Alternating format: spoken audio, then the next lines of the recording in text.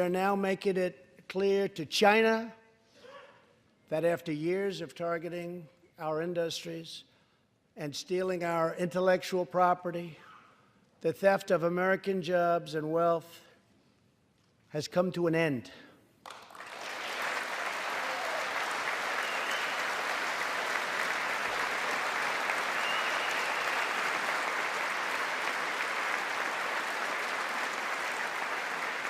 Beijing is training up foreign journalists, buying up space in overseas media, and expanding its own networks on an unprecedented scale in an effort to disrupt what it perceives to be Western hegemony over global media.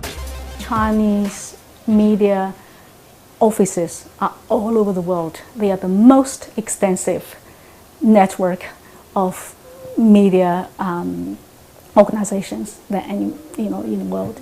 So they employ thousands of non-Chinese English-speaking native journalists, editors, media managers, PR personnel, etc. When you want it and where you want it.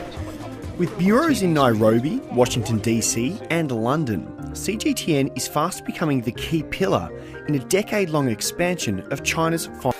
And a central tenet of Beijing's media strategy has been the repudiation of Western journalistic values.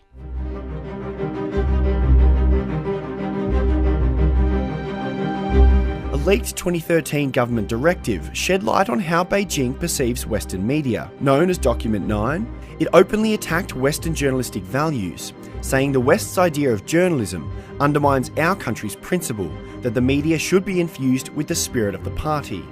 A free press, in the Western sense of the word, is one of the ideological threats they see to their system.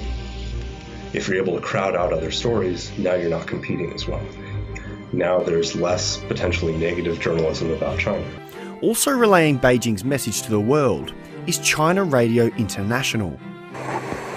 Thanks for tuning in. You're listening to China Radio International. Like its television partner CGTN, CRI is being weaponised and deployed across the globe on a staggering scale. A 2015 Reuters investigation revealed there were at least 33 radio stations across 14 countries that are part of a global radio web, structured in a way that obscures its majority shareholder, state-run China Radio International. In Australia, Chinese language radio is being bought up by CRI or CRI-affiliated companies across nearly every major city. They have effectively monopolised the Chinese language airwaves. And beyond the airwaves, China has embarked on a mass campaign to buy up space in print media the world over. Newspapers adorned with full-page spreads and glowing assessments of China's president can be found from Sri Lanka to Poland to the US and, yes, even here in Australia. China is, but China really is a group of countries. There's Han China in the east, which is the China we think about with Chinese. And then there are 4 buffer states: Tibet, Xinjiang, probably predominantly Muslim, Inner Mongolia, and Manchuria. And so what China really is an area to the east of where we think it should be, very heavily dominated by what are called Han Chinese, the real Chinese, surrounded by these subservient states that serve as a buffer. 15 inches of rain is about what you need to have in order to sustain agriculture. In China, there's a very sharp line. East of it, you've got more than 15 inches of rain. West of it, you have less than that. So if you take a look at where the Han Chinese live, they all live east of this line. Take a look where others live, they live west of it. That line defines the outer limits of Han China, and that is what defines China. Everything to the east of it is China, everything else is visiting. The real definition of wealth in China is the coastal provinces, the provinces that trade with Walmart and Carrefour and other companies. This is where the wealth is concentrated. Between the 15th ICEAT and the coast, the average income of about 600 million Chinese is less than $2 a day. There's another group that makes between $2 and $4 a day. In other words, between this 15th ICEAT, between the rain line and the coastal region, China has a lower standard of living than Bolivia. It's only that coast, which we visit, that everybody thinks is the real China. If you go to Shanghai, you say this is a first world country.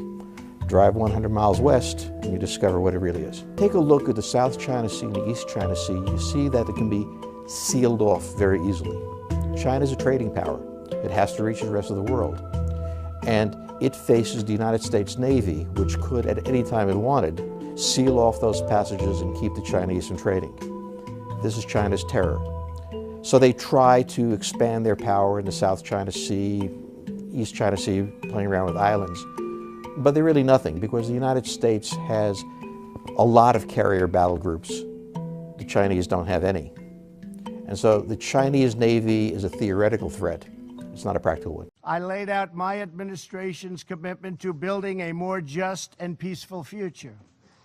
Regrettably, we found that China has been attempting to interfere in our upcoming 2018 election, coming up in November, against my administration.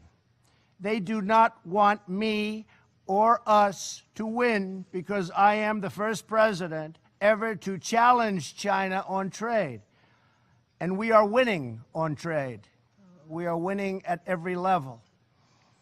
We don't want them to meddle or interfere in our upcoming election.